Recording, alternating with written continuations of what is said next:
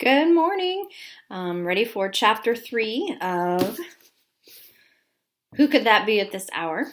And we are in a town called Stained by the Sea.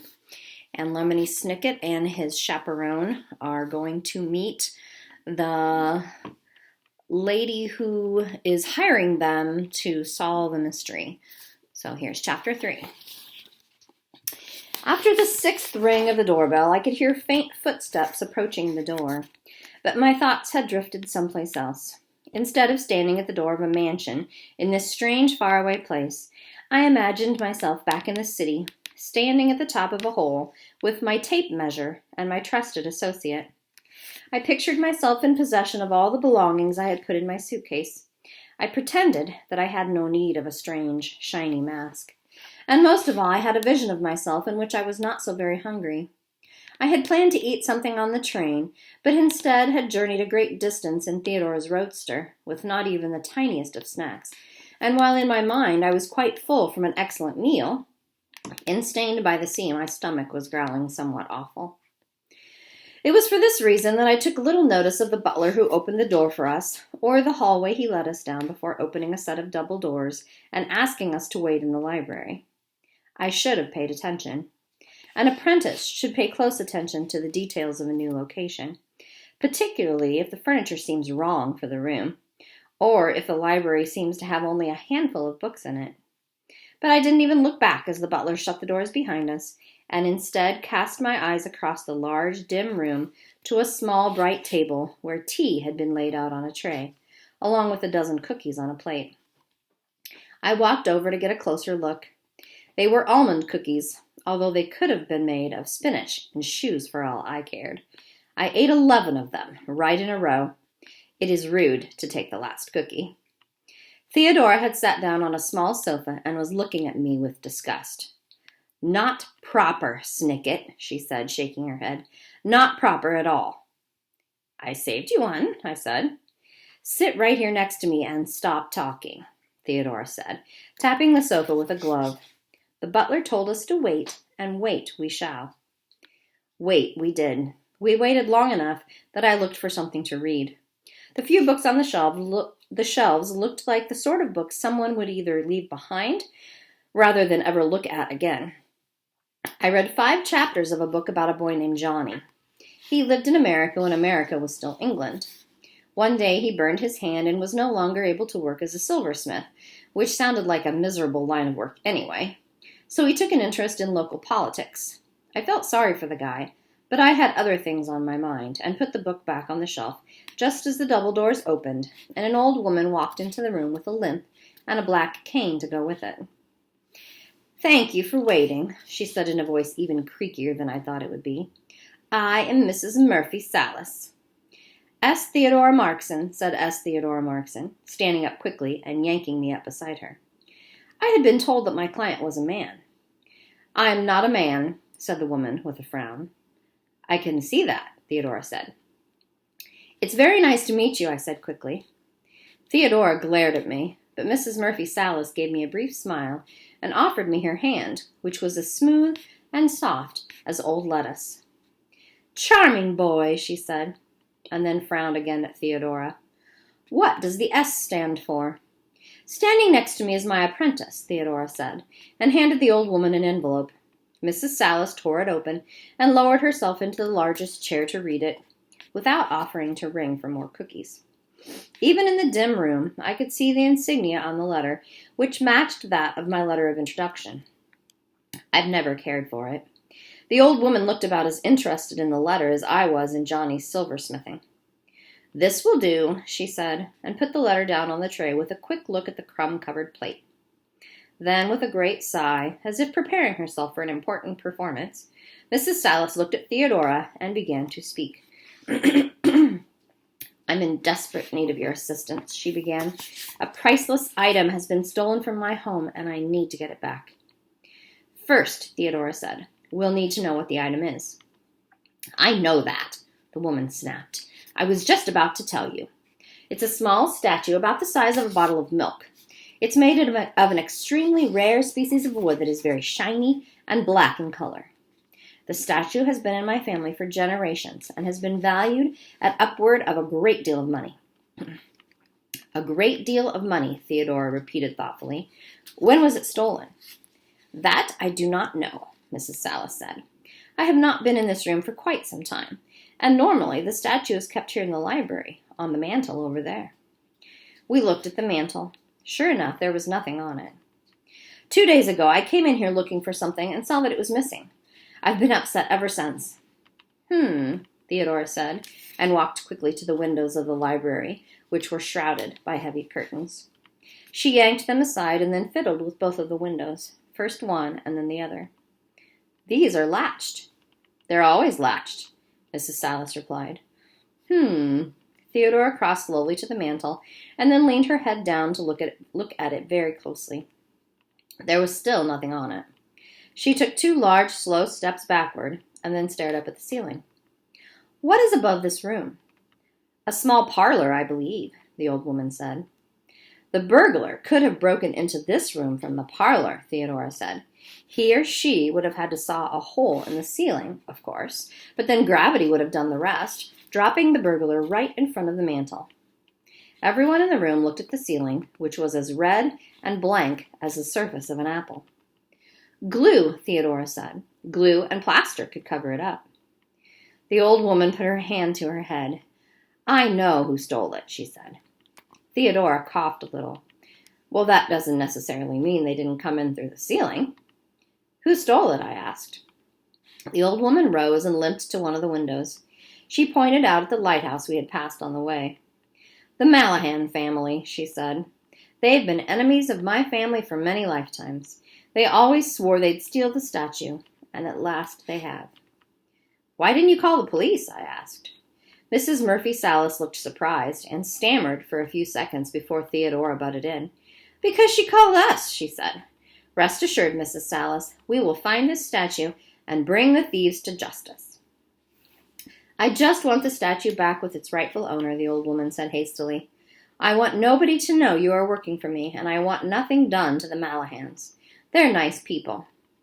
It is not common to hear someone refer to enemies of their family for many lifetimes as nice people, but Theodora nodded and said, I understand. Do you? The woman demanded. Do you promise to return the statue to its rightful owner, and do you promise to be discreet about the Sallis name? My chaperone waved her hand quickly, as if an insect were flying in her face. Yes, of course. Mrs. Sallis turned her gaze to me. And what about you, lad? Do you promise? I looked right back at her. To me, a promise is not an insect in my face. It is a promise. Yes, I said. I promise to return the statue to its rightful owner, and I promise to be discreet about who has hired us. Mrs. Sallis has hired me, Theodora said sternly. You're just my apprentice. Well, Mrs. Sallis, I believe we're all done here. Perhaps Mrs. Sallis could tell us what the statue looks like, I said. I'm sorry, Theodora said to Mrs. Sallis. My apprentice apparently wasn't listening, but I remember. It's the size of a milk bottle, made of shiny black wood. But what is it a statue of? Mrs. Murphy Sallis limped one step closer and gave us each a long, dark look. The Bombinating Beast, she said. It is a mythical creature, something like a seahorse. Its head looks like this. She lifted one limp hand from her cane to reveal the head of a creature carved into its top. The creature looked like a seahorse, like a hawk looks like a chicken. Its eyes were thin and fierce, and its lips were drawn back in a snarl to reveal rows and rows of tiny, sharp teeth. Even at the end of a cane, it looked like something you'd want to avoid, but plenty of people put nasty things on their mantles. Thank you, Theodora said briskly. You'll be hearing from us, Mrs. Sallis. We'll let ourselves out. Thank you, the old woman said, and took another deep sigh as we walked back down the hallway and out of the mansion. The butler was standing on the lawn, facing away from us with a bowl of seeds he was throwing to some noisy birds. They whistled to him, and he whistled back, mimicking their calls exactly. It would have been pleasant to watch that for a few more minutes, and I wish I had. But instead, Theodora started the roadster's engine, put her helmet back on her head, and was halfway down the driveway before I had time to shut the door. This will be an easy case, she crowed happily. It's not often that a client gives us the name of the criminal. You're bringing me luck, Snicket. If Mrs. Sallis knew who the burglar was, I asked, why wouldn't she call the police? That's not important, Theodora said. What we need to figure out is how the Malahans broke in through the ceiling. We don't know that they broke in through the ceiling, I said. The windows were latched, Theodora said. There's no other way they could have gotten into the library. We got in through a pair of double doors, I said. But Theodora just shook her head at me and kept driving. We passed the small white cottage and then came to a stop in front of the lighthouse, which needed painting and seemed to lean ever so slightly to one side. Listen, Snicket, she said, taking off her helmet again. We can't just knock on the door of a house of thieves and tell them we're looking for stolen goods. We're going to have to use a con, a word which here means a bit of trickery. And don't tell me you already know what that means. In fact, don't say anything at all. You hear me, Snicket? I heard her, so I didn't say anything at all. She marched up to the door of the lighthouse and rang the doorbell 6 times. Why do you always... I said, don't say anything. Theodora hissed as the door swung open. A man stood there wearing a bathrobe and a pair of slippers and a large, yawning mouth. He looked like he was planning on staying in that bathrobe for quite some time. Yes, he said when the yawn was done with him. Mr. Malahan? Theodora asked. That's me. You don't know me, she said in a bright, false voice. I'm a young woman, and this is my husband, and we're on our honeymoon, and we're both crazy about lighthouses. Can we come in and talk to you a minute? Malahan scratched his head. I started to hide my hands behind my back because I wasn't wearing a wedding ring, but it occurred to me that there were lots of reasons not to believe that a boy of almost 13 was married to a woman of Theodora's age, so I left my hands where they were. I guess so, the man said, and ushered us into a small room with a large winding staircase leading up. The staircase undoubtedly led to the top of the lighthouse, but to get there, you would have had to step over the girl sitting on the stairs with a typewriter. She looked about my age, although the typewriter looked a lot older. She pecked a few sentences into it and then paused to look up at me and smile. Her smile was nice to look at, along with the hat she was wearing, which was brown with a rounded top, like a lowercase a. She looked up from her typing, and I saw that her eyes were full of questions. I was just trying to find the coffee, Malahan said, gesturing to an open door through which I could see a small kitchen stacked with dishes. Do you want some? No, Theodora said, but I'll come along and talk to you while we let the children play. Malahan gave a shrug and walked off to the kitchen while Theodora made little shooing motions at him. It is always terrible to be told to go play with people one doesn't know, but I climbed the stairs until I was standing in front of the typing girl. I'm Lemony Snicket, I said. She stopped typing and reached into the band of her hat for a small card, which she gave me to read. Moxie Malahan, the news. The news, I repeated. What's the news, Moxie? That's what I'm trying to find out, she replied, and typed a few more words. Who's that woman who knocked on the door? How could she be married to you? Where did you come from? What makes you crazy about lighthouses? Why did she shoo you away? And is Snicket spelled like it sounds? Yes, I said, answering the last question first. Are you a reporter? I'm the only reporter left in Stained by the Sea, Moxie replied. It's in my blood. My parents were both reporters when this place wasn't just a lighthouse, but a newspaper too. The Stained Lighthouse. Maybe you've heard of it. Can't say I have, I said, but I'm not from around here. Well, the newspaper's out of business, Moxie said. But I still try to find out everything that's happening in this town. So what's happening, Snicket? Tell me what's going on. She put her fingers down on the keys, ready to type whatever I was going to say. Her fingers looked ready to work. Do you generally know everything that's happening in this town, I asked. Of course, she said. Really, Moxie? Really, Snicket? Tell me what's going on and maybe I can help you. I stopped looking at her typewriter and looked at her eyes. Their color was pretty interesting, too. A dark gray, like they'd once been black, but somebody had washed them or perhaps had made her cry for a long time. Can I tell you without you writing it down, I asked. Off the record, you mean? Off the record, yes. She reached under the typewriter and clicked something, and the whole apparatus folded into a square with a handle, like a black metal suitcase. It was a neat trick. What is it? I looked back down the stairs to make sure nobody else was listening. I'm trying to solve a mystery, I said, concerning the Bombinating Beast. The mythical creature? No, a statue of it. That old gimcrack, she said with a laugh. Come on up. She stood and ran quickly up the spiral staircase, her shoes making the sort of racket that might give your mother a headache, if you have that sort of mother. I followed her up a few curves to a large room with high ceilings and piles of junk that were almost as high. There were a few large, dusty machines with cobwebbed cranks and buttons that hadn't been pressed for years. There were tables with chairs stacked on them and piles of papers shoved underneath the desks. You could tell it had been a busy room once, but now Moxie and I were the only people in it, and all that busyness was just a ghost.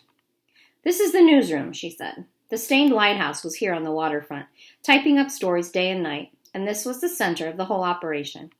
We'd develop photographs in the basement, and reporters would type up stories in the lantern room. We'd print the paper with ink made just that day, and we'd let the papers dry on the long hawser that runs right out the window. Hawser, I said, and she clumped to the window and opened it. Outside, hanging high over the trees, was a long, thick cable that ran straight down the hill toward the gleaming windows of the mansion I'd just visited. It looks like that goes right down to the Sallis place, I said. The Malahans and the Sallises have been friends for generations, Moxie said. We got our water from the well on their property, and our science and garden reporters did research on their grounds.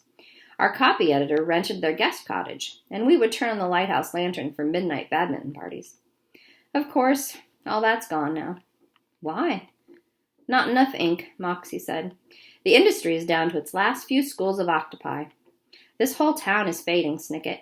There's a library, and a police station, and a few other places open for business, but more than half of the buildings in town are completely unpeopled. The stained lighthouse had to shut down publication. Most ink workers have been fired. The train passes through about once a month. Soon, Stained by the Sea will be gone completely. My mother got a letter from the city and left for a job with another newspaper. When are you joining her? I asked. Moxie looked quietly out the window for a moment, giving me an idea about who had made her cry. As soon as I can, she said with a sigh, and I realized it had been the wrong thing to say. The Bombinating Beast, I reminded her. Oh, right, she said, and walked over to a table covered in a sheet. The Bombinating Beast was sort of the mascot of the newspaper. Its body made the S in Stained. Legend has it that hundreds of years ago, Lady Malahan slew the Bombinating Beast on one of her voyages. So my family has quite the collection of bombinating merchandise, although no one's ever cared about it except... Snicket? Theodora's voice came from the bottom of the staircase. Time to go! Just 1 minute, I yelled back. Right this minute, Snicket, Theodora answered. But I didn't leave right that minute. I stayed as Moxie drew back the sheet to reveal another table piled with items nobody wanted. The seahorse face of the Bombinating Beast wasn't any less hideous, no matter how many times I saw it. There were 3 stuffed Bombinating Beasts that you might give to a baby you wanted to frighten, and a deck of cards with Bombinating Beast printed on the back. There were Bombinating Beast coffee mugs and Bombinating Beast cereal bowls stacked up with Bombinating Beast napkins on Bombinating Beast placemats. But beside this beastly meal, next to the Bombinating Beast ashtray and the Bombinating Beast candle holders, was an object very shiny and black in color. Moxie had called it a gimcrack, and Mrs. Murphy Sallis had called it a priceless item. It was about the size of a bottle of milk, and said to be valued at upward of a great deal of money. It was the Bombinating Beast, the statue we were looking for, as dusty and forgotten as the rest of the items in the room. Snicket, Theodora called again, but I didn't answer her. I spoke to the statue instead. Hello, I said. What are you doing here? Moxie looked at me and smiled. I guess your mystery is solved, Snicket, she said. But that, too, was the wrong thing to say.